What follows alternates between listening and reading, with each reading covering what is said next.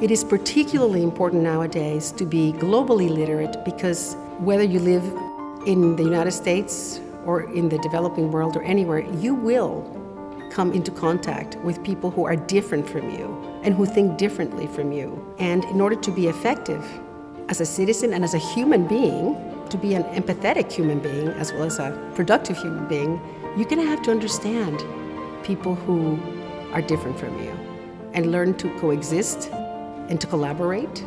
Having classes with an international focus that keep us all apprised of what's going on outside of the valley, that's really important.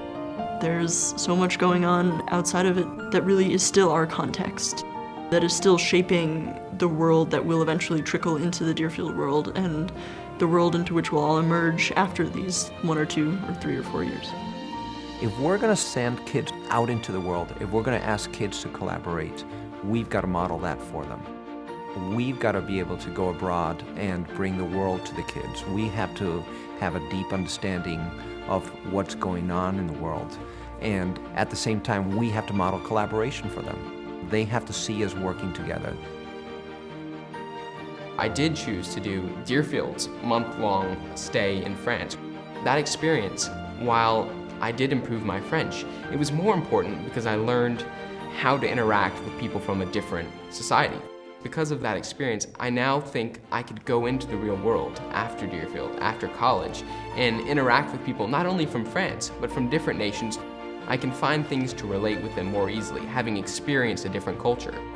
Globally literate means that you are not only aware of the geography or the history of a place, but that you also understand the value system of different cultures, why people do things the way they do them.